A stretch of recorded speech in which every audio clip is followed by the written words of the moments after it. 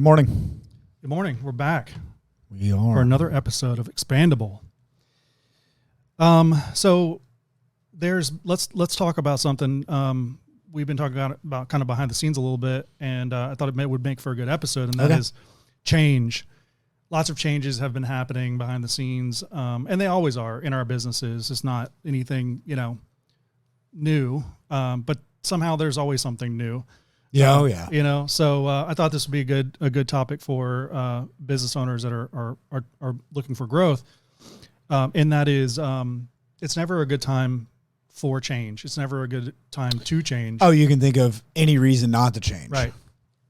Yeah. Yeah. And I know, I don't know. I think the main point here is that we have to be okay with change. We have to have kind of a mode of how to approach change when it happens, because it normally doesn't come in a prescribed, prepackaged box where it's like, okay, tomorrow at 12 p.m. you're going to get this news, and here's how it's going to go. It just don't work like that. Customers, they're the software they've had for 30 years is now, yeah, not supported. Now they got to get new software. Well. Right. It's 30 years old. I'm sure there was software out there probably made your job a whole lot more efficient that you should have changed a long time ago. Yeah. Now you're forced to change, and maybe it's at a bad timing where somebody left. Well, because you didn't do it prior. Yeah, that's a good point, because that's giving you 30 years. If you have this perspective, it's giving you 30 years of kind of, red flags to say at some point, this is going to be obsolete. But if you don't think about it in that way, if you don't think about software in that way, like, okay, this is only going to be on the shelf for 18 months, 24 months, 36 months, and then we're going to have to change. If you think about it like, okay, that solved our problem, off I go to put out other fires until this fire lights again, then you don't have a mode of how to approach change. I think about change all the time, even when it comes into daily life. Even when something, I put a pool in 4.5 years ago, okay? And just this year, it was like, okay, the pool filter went out, the salt cell went out, this went out. Yeah. You get frustrated with that cost, but you wanted that pool. Mm-hmm. It's going to fail at some points, and they had to change to get into it. Right. So, like, how can you complain? It's the same. Yeah. To me, that's the same way with everything. Mm-hmm. If you want something nice, you got to maintain it. Yeah. And that may require change and upgrades and things like that. If you buy your dream house and do nothing to maintain it, or you buy your house that's the maximum you can afford, it's going to erode. Yeah. And I think that goes the same way with your business too. But, yes, change is not always a good thing too. Mm-hmm. So you need to step back and kind of look at, okay, how much of this change really, works in my life? Is it something that you are utilizing, 10% of your day, 20% of your day, 30% of your day? What is it, Yeah. And I kind of think about that in terms of fires. If you're putting out fires all the time and it's taking up a lot of your days, then you got to change something to where you don't have so many fires. Why do you have so many fires? Yeah, you're not putting in systems that will be the fire sprinkler, the pool is a good example, because if you own a pool, there's regular maintenance that needs to happen. There's 3-year maintenance. And it's like kind of owning a car. The life cycle of anything. It's going to. I think some people in their businesses, they have equipment-heavy businesses. They have inventory-heavy businesses. And typically, they will do very poorly if they don't subscribe to that mentality of there has to be a schedule of maintaining, there has to be runways of cash for certain things. Like, obviously, those people, it's kind of built into the business they're in. If you're not in a business like that, you might not naturally think in terms of runways and schedules and whatever. So I don't want this necessarily to be a systems, oriented episode, but systems are, as they say, what you fall to whenever change happens. So whenever change comes, it's not in a prescribed box to say, okay, this is what's happening, this is how you deal with it. Yeah, well, systems allow you to deal with change more effectively. Right. And, quicker. And then maybe it's a time that, in your line of business, when things are slower, maybe sales are good, your margins are good, and you can relax a little bit. Well, maybe that's the time to look for change. Right. So to proactively implement change. Correct. So that you're not caught off guard and putting out fires and, having it hit your bottom line because of it. Yes. And so any types of, lulls in your business, whether it's just good lull or bad lull, maybe take those opportunities to look and see what you can change. Because, what's that? The only thing that's constant is change. Yes. Yeah. But that's already a new mentality, right? It's a good phrase to say, but if you don't have that mentality, if you're not actively working towards being that person who is proactively looking to make change so that you're not putting out fires, then you're going to live in the space of always reacting and basically surviving. You're not going to be in a place of thriving. I think you made a great distinction of, maybe systems don't necessarily change as often if you have good systems, but then everything on top of that, you change to be more efficient. So you can have your underlying philosophy the same, your underlying, attitude is the same, but how you get to that point, can change. Yes. It's a mindset first. And then it's a mode of operating, and if you don't have that, if you're not that person in your organization, might not be, it's good to be aware of that. Then who is? And if you don't have someone that is, it's probably a good idea to install someone in a role, it could be a CFO role. A lot of times, like kind of going back to what you're saying, it's schedules, it's cash flow statements, it's, it's getting back to the fundamentals of how you're operating your business.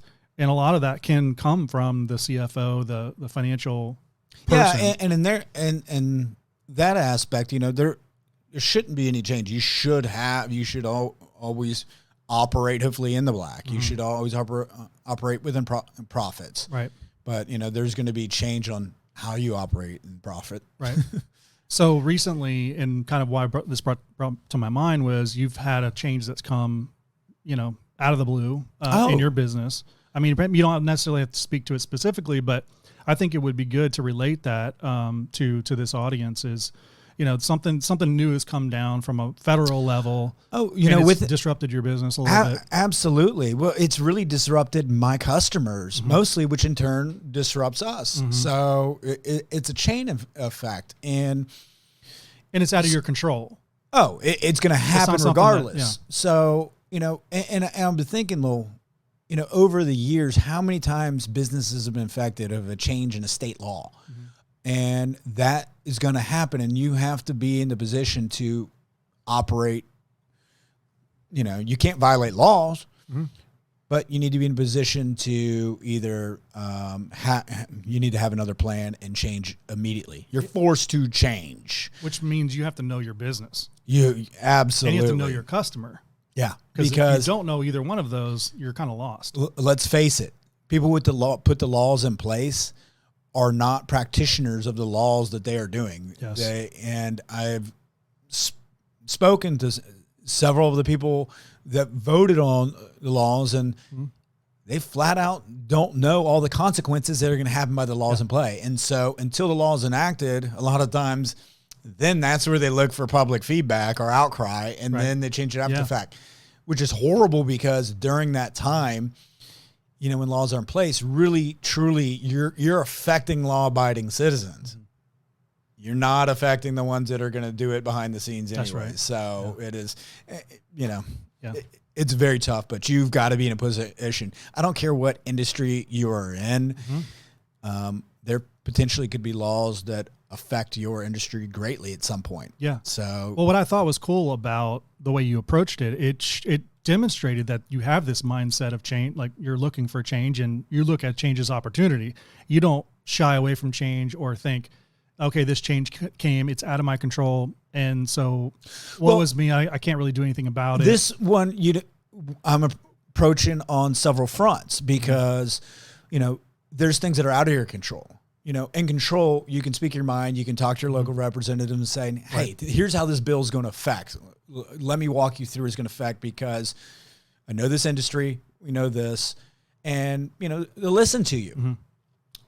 But it doesn't mean it's going to change right away. And you and I both know when you're dealing with laws, how many people is it affecting? They're winning their mind. Is this affecting my voting base?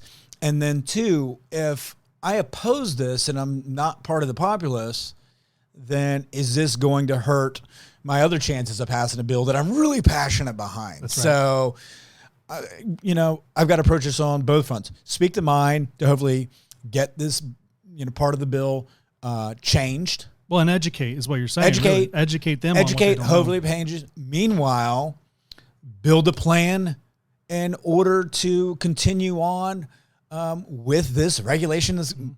Let's say it doesn't leave. What are you going to do then? So you've got to build a plan on both fronts. Yes. Don't stop. Always do several fronts. If you're just linear and you only have one plan, then let's face it.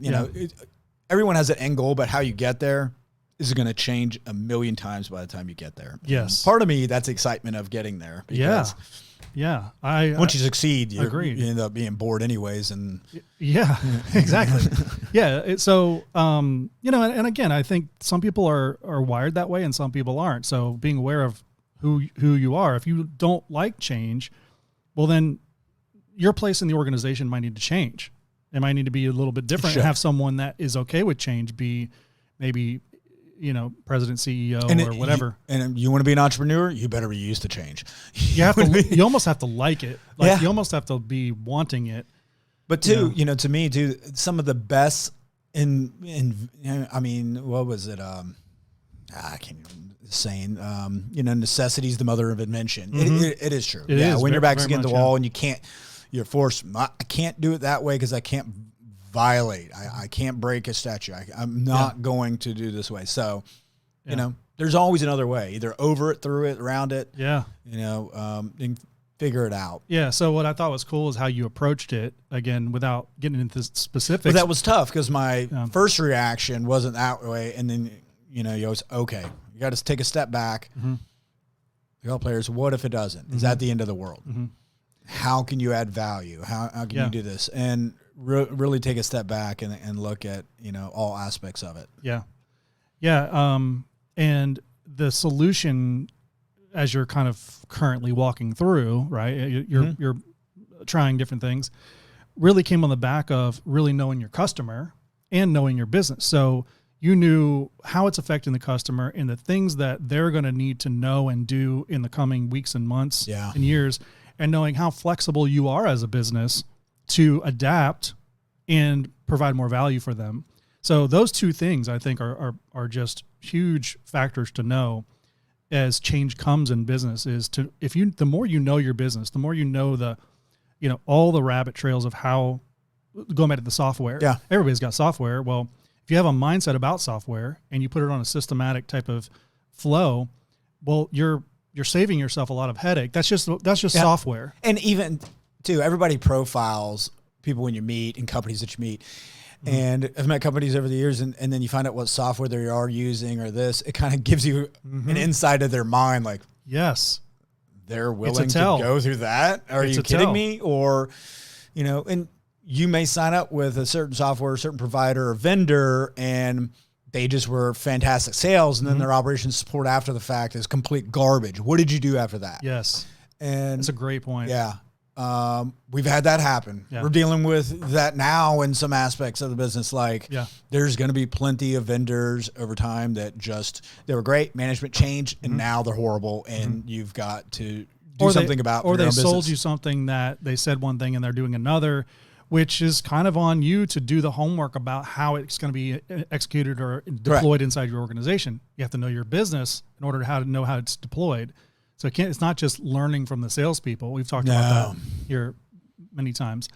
So I think it's really a lot of great points to make about change. Change is going to come. It's inevitable, whether you like it or not. Some people like it more than others. And I think too, you really do need to pay attention. Even if you don't like the outcome, look at the relationships that you have, whether personal, business, vendors, whatever. When change does happen, how do they react? Yes. Do they not change? Do they go away? Yeah. Are they helpful? Are they insightful? Are they an ostrich? They stuck their hand in the sand. Head in the sand. Yeah. Let that pay attention because, you know, if they don't react that is supportive to you, then, yeah, you know, you need to find another relationship. Yes, for sure. Well, yeah, this ended up being more robust than I thought, but if you guys want to know more about, you know, this topic or want us to go deeper, then, you know, leave us a comment or reach out to us. Thank you. Yeah. All right. On to the next one.